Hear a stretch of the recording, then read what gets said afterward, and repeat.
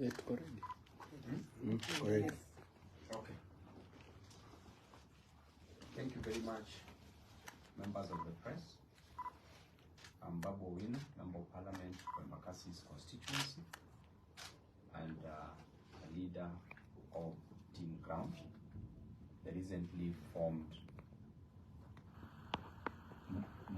political movement that is doing the work under the doctrine of separation of powers, checks and balances, as was discovered or opined by Charles Louis de Montesquieu in the 17th century. So in this century, we are proceeding with this work to keep checks and balances on both the county governments and also the national government. Today, I want to issue the current sorry state of the Nairobi County government. Yesterday, the governor of Nairobi, Sakaja, did issue the state of the county, but to our surprise and the surprise of many Nairobians and Kenyans, there are so many flaws that has been committed in Nairobi County. To this extent, we have come up and analyzed the Auditor General's report that was released yesterday, 107-page report that is talking about the situation in Nairobi County.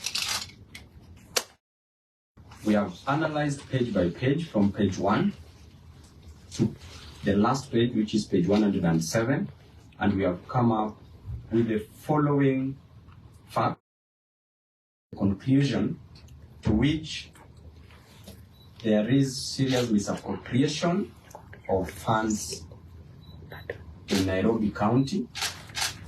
There is serious embezzlement of funds in Nairobi County. There is serious pilferage of funds in Nairobi County. There is serious defrauding of the hard-earned money for the Nairobians, and there is serious misrepresentation of facts. Be short, the factoids presented by the current governor of Nairobi County. And therefore, if we want, number one, we want to talk about the type of audit opinion. And number one is the unqualified opinion. If the auditor talks about unqualified opinion, means that things are okay and there is no any problem with the books of the account. If the Auditor General talks about qualified opinion, means that there are audit queries, but adequate information provided in the audited statements. And if they recommend a disclaimer, then it means that information provided for audit is inadequate. And lastly, if there is an adverse opinion, then it means that the situation is terrible because of material and pervasive breaches. In our situation, there is an adverse opinion from the Office of the Auditor General. And therefore, my analysis consists of 3 parts. Part A is the adverse opinion, and it reads, the Auditor General says that they cannot confirm the accuracy and completeness of the financial statements provided by Sakaja for the financial year 2022-2023. The difference in payment reported by the financial statements and the ledger, which ordinarily should be the same, is 5 billion Kenya shillings, which is lost, and that is found on page 2 of the Auditor General's report. Explain the 9 billion in pending bills Also in page 2, the controller of budget did approve 17 billion. Out of the 17 billion, the governor only paid 8 billion as pending bills, but 9 billion is lost. In addition to that, the pending bills balance, as indicated, is 98 billion, which the Auditor General says that could be hot air. Assets acquired by the county government are overstated by 320 million Kenya shillings, which is lost as per page 3 of the Auditor General's report. Next is the bank balances show that KRB, the RMLF indicates that 818 million Kenya shillings, that is what it indicates, while it should be 965 million Kenya shillings, which means that 147 million Kenya shillings is lost. Lost by lost means stolen or defrauded. Next is the recurrent account reports nil. The current account reports nil balance while it should have 365 million Kenya shillings, which means that 365 million shillings is also lost. Next is the revenue account shows closing balance at nil, while it should have been 1.9 billion Kenya shillings. Its opening balance also shows nil, while it was 1.3 billion Kenya shillings. Therefore, the total amount of money lost there is 3.2 billion Kenya shillings. That is found on page 3 of the Auditor General report. Part D of it says that balances of 561 million in 43 bank accounts not supported at all. Auditors cannot confirm the accuracy of cash balances of 1.44 billion Kenya shillings. Number 7, for assets acquired through NMS amounting to 620 million Kenya shillings, which is unsupported, payments were made of 3.5 billion shillings and a further 3.7 billion Kenya shillings found on page 4. Air was paid. By air, it can mean oxygen, carbon dioxide, or any other air. Air was paid, or hot air was paid for at 60.8 million Kenya shillings, apparently for floodlights, but no supply was done and no entry was made for the same, found on page 4 of the report. Sakaja says he paid salaries of 11.2 billion Kenya shillings, but records of banks and IPPD shows only 8.8 billion Kenya shillings. Hence, 2.2 billion Kenya shillings was paid to ghost workers. By ghost workers, now it means that that money has been stolen. Purported payments of 161 million Kenya shillings and 93 million Kenya shillings to temporary workers were not supported by any documents at all. That is on page 5 of the report. Number 10, 226 million Kenya shillings from the salary account was paid through 46 fictitious transactions, not supported at all and not related to salaries, which means 226 million again stolen. That is on page 5 of the report. That is part A on adverse opinion. Part B says other emphasis. Other areas where money has been lost. Number 1, despite reporting to have spent 29.2 billion against a budget of 39.6 billion, the county committed additional 17.8 billion meaning it spent a total of 47.1 billion, which is 7.5 billion shillings above the budget. Now you can see where the fraud is, because they budgeted for money, but they've spent above what they budgeted for. So which means they were spending on what they didn't budget for. That is on page 6 of the report. Despite the county having a whooping, that is number 2, despite the county having a whooping 832 cases, this is where now there is serious fraud. The county had 832 cases. A mere 11 advocates were owed 10.7 billion Kenya shillings. 11 advocates owed 10.7 billion Kenya shillings in fees, and a further 121 advocates owed another 10.2 billion Kenya shillings. Hence, legal fees for 132 lawyers stood at 20.9 billion Kenya shillings. So you want to tell me that Sakaja has already paid 11 advocates 10.7 billion Kenya shillings. It means that every advocate was pocketing 1 billion, close to around or approximately 1 billion Kenya shillings. What is the governor doing? That is found on page 6.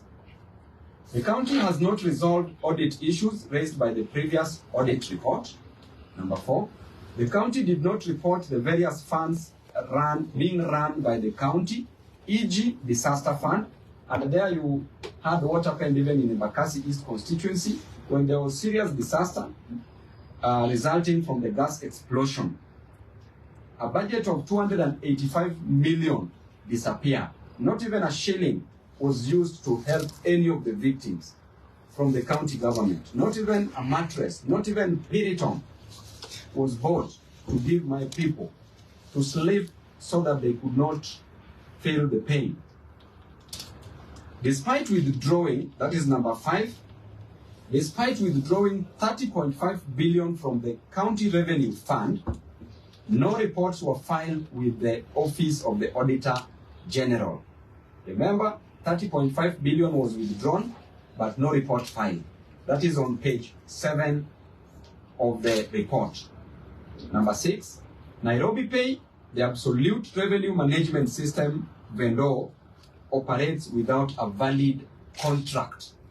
I did talk to the majority leader of the county assembly, Mheshimiwa Imwato, and he said that on Tuesday next week they will table a report on the same, and that the report says that was written in Mombasa, that there was a recommendation from the committee. The MCS said that the governor should be prosecuted. That is what the decision was, and that report, as we speak, Governor Sakaja is working so hard so that the report is not tabled next week on Tuesday. We'll follow it up. Number 7, payment for roads and civil works amounting to 567 million was not supported by any document, which means that 567 million for roads was paid but not supported. So members of the press and the Nairobians, have you seen those roads being constructed? According to the last report, the analysis showed that the amount of money that was spent was only 400 million. But here, that is for all the development that Sakaja did. The first development that he claimed to have done was about the school feeding program, that he spent 200 million Kenya shillings. Then the next one was the Dandora Stadium, which was a continuation that he spent around 33 million. Then the rest of the money, which was around 167 million, went to roads. But here we are being told 567 million went to roads. So where is the money for these roads? That's on page 8. Number 8, the same contractor who failed to finish 3 dispensaries in 2020-2021 at 869 million was given another contract for Mama Lucy Hospital at 344 million by Governor Sakaja, and since he has abandoned the project after pocketing 165 million Kenya shillings, which he has been paid, that is found on page 8. Number 9, an amount of 32 million Kenya shillings was given to fictitious 683 beneficiaries. Hiyo ni hewa, 32 million ilienda kwa hewa, stolen, that is on page 11 of the report. Number 10, despite 0.6 million to vehicle vendors, those who are selling vehicles, 671.6 million in excess of the 100 million that was budgeted for. So that money has been stolen. Remember, the vehicles were supposed to be bought at 100 million, but the amount of money that was paid to the person who was selling the vehicles was 771.6. Therefore, 671.6 million has been stolen, found on page 12 of the report. Number 11, despite the law requiring that salaries don't pass 35% of total revenue, the county paid 37% of 30.5 billion, blatantly breaching the law. Number 12, incompetence and deals facilitated double payment of leave allowance of 15.4 million to 178 favored county staffs, found on page 13 of the report. Number 13, despite having their gross pay properly paid, 26 officers were paid additional 17.6 million Kenya shillings without any reasons, which means that those were conduits for removing money from county accounts. That is found on page 14. Number 14, an entire 393 employees not tax exempt were paid 52.5 million Kenya shillings without pay as you earn tax deductions, which means that money for KRA was stolen there. So KRA, mko na kazi, wacheni kufuata watu airport mkitafuta underwear ya watu huko na kutafuta vitu za watu. Kazi, pesa iko hapa kwa county. That is on page 14. Number 15, some 395 employees were paid additional salaries of 100 million that cannot be explained. Probable collectors for some big shot, found on page 14. Everything that I'm reading are very factual, and these are as per the Auditor General's report. Number 16, out of 13,354 employees of the county, only 167, which is 1.25%, are persons with disabilities against legal requirements of 5%. They should be 5%, not 1.25%. So there is no compliance. So therefore, the governor, you must up your game and employ persons with disabilities. That is found on page 14. Question number 17. Despite deducting pay as you earn, NSSF and NHIF of 1.72 billion, the county government did not remit those statutory deductions, which means that they are deducting, but they are stealing these monies. They are not remitting. Number 18, on the drama of legal fees, 375.9 million paid irregularly as follows. That runs from page 18 to page 24 of the Auditor General's report. Number A part of it, 34 million paid, 34 million Kenya shillings paid were a fee note of 80 million, which was raised in a case which was before the High Court in a commercial transaction, case number 1581 of 2014, to defend the county on outstanding land rates of 5.4 million. So 34 million was paid. Okay? The advocate raised a legal fee of 80 million. So I want you to note the nature of these cases and why 80 million should be raised for such cases. That was in 2014, but money has been paid now. Okay? So which means that one of the ways by which the governor uses to steal money from the county is through these legal fees. Using these lawyers, they have very exorbitant, expensive, high fee notes. Then that is where the government takes 50% of what he pays. And that is an agreement that he makes before. And that is what he dangles to some of the MCAs, that if you don't fight me, bring one lawyer, I pay your legal fees. So that is what is happening at the county. Part B of it, 47 million were paid where a fee note of 78 million was raised to represent the county in a matter which was the Environment and Land Court, case number 248 of 2021, where a small plot was double allocated by the county in Kayole. Part C, on the 17th, mwezi wa saba, 17th mwezi wa saba 2023, 57.8 million Kenya shillings was paid to a law firm for defending. Now, I want you to hear this is very serious.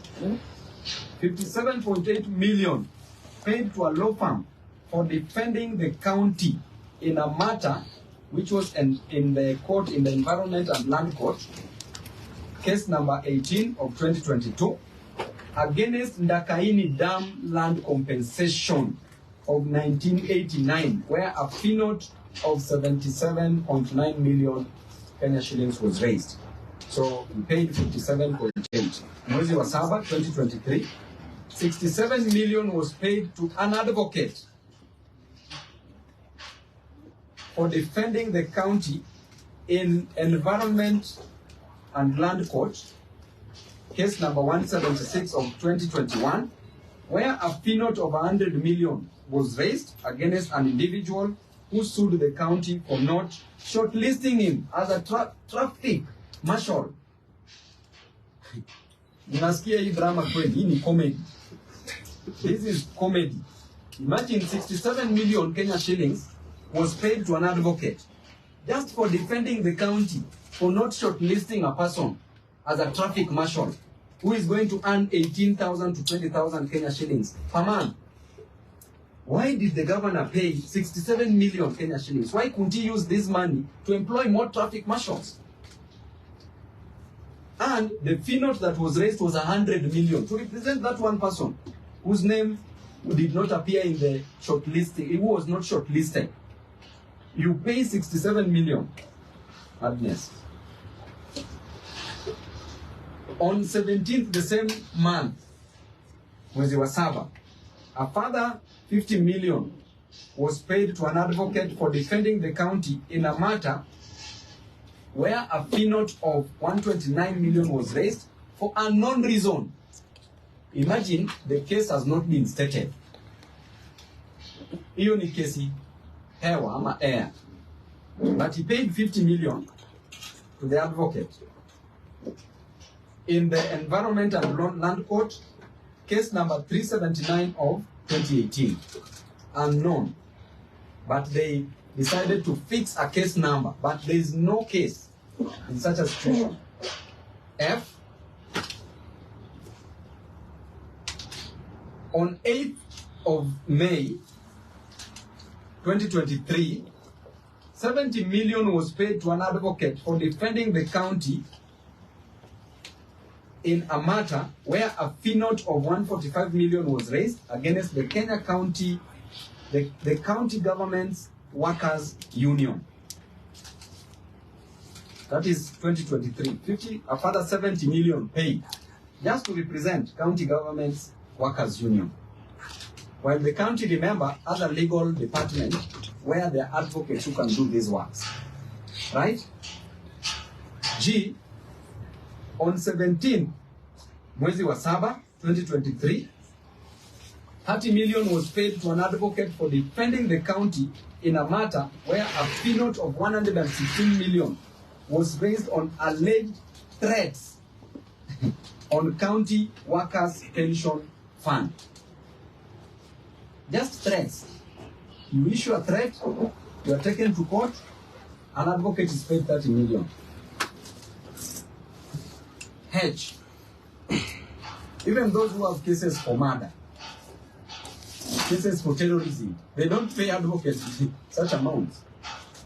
H, on the 17th of March 2023, 20 million Kenya shillings was paid to a law firm for defending the county government in a matter which is before the High Court, a miscellaneous case number 123 of 2017. Then part C, which I've indicated as the last batch, it says number 1, a provider of security services to ECDE facilities who had been paid 42 million Kenya shillings for the months of April to August 2020, on 30th mwezi wa sita 2021 was paid again 16.8 million for the months July and August 2020 by Governor Sakaja, and was paid on the 13th March of 2023. So the amount of money that has been stolen there is 16.8 million Kenya shillings. That is found on page 25 of the report. Number 2, garbage collection paid for at 145.9 million without any documentation and handwritten receipts issued despite Dandora Weighbridge being capable of generating official receipts. Tunaelewana vizuri? Kamba mmepotea wenzangu watu wa media. Tuko sawa? Unajua hii kitu inaweza kufanya mtu aruke kutoka hapa dirisha mpaka chini ya hii pesa hii. That is found on page 25. Number 3, a paltry 27 tippers were purchased at a whooping 772 million. Hey, Sakaja, sacks. Hey, hii ni dishi na county kweli. A paltry 27 tippers, hizi lori za kubeba takataka, were purchased, zilinunuliwa at 772 million. Which means that lori moja, mtu anipigie hesabu hapo haraka, 772 divided by 27, tupate bei ya lori moja hapo haraka sana, is approximately 30 what million? 28 million. So lori moja ya tipa ilinunuliwa at 28 million. Hey, that is on page 26. Other notables: Governor Sakaja has refused to appoint critical staff. This is also in the report. Number 1, as critical as a county secretary who serves as a secretary to the cabinet and head of county public service is county public service has not been appointed a substantive office holder for 19 months. Someone is still acting with restricted powers. Number 2, on the 35 accounting officers, only 29 have been appointed 19 months down the line. The question is, aren't there enough qualified people in Nairobi to do the jobs? Why haven't we appointed the 16 remaining? Number 3, there is a case seeking to nullify the appointment of Sakaja's County Public Service Board members due to breach of the law. So that means clearly that he's a lawless man, as you can see. And therefore, Sakaja's state of the county was merely diversory. Number one, the big projects, building primary school classrooms, which is not his duty, as he was purporting and saying, that is a function of the national government. The big projects, building primary school classrooms, northern collector tunnel for water, waste to energy power facility, are not in the county government's budget, as he was saying that he will do them in this financial year. They are not in the budget. Therefore, he cannot do that which is not in the budget. Number two, the county was running a budget of 42 billion with a development portion of 12 billion Kenya shillings. So the question is, where does this money go to? Because this financial year, clearly, Sakaja has only spent 400 million Kenya shillings. So where is the rest of the 12 billion? We are finishing our financial year in June. Number three, as of 31st December 2023, end of financial year 2023-24, Sakaja had only collected 3.8 billion in on-source revenue. How can he lie that he collects the budgeted 19 billion of the on-source revenue? And if indeed he said that he collects that, then where is the balance, the deficit? Where has this money been taken to? Because he says that he collects money. So where is this money taken to? Number four, Dishina County is getting funding from government development partners, from the national government, from the county government. And kitchens being built by the county government. Who is this so-called implementing partner? They've not been mentioned anywhere. Where and what is the contract between them and the county? That's a sensitive docket where you cannot say that you are in a contract with somebody and that contract is impliedly. The contract must be expressly. It must be put down on paper because that's a sensitive docket. We are dealing with children. We want Governor Sakaja to come out and account to the people of Nairobi on the specific resources budgeted for and entrusted with him from the equitable share of revenue, which is 20 billion Kenya shillings, on-source revenue of 19.9 billion Kenya shillings, and three, other additional conditional allocations of 2 billion Kenya shillings.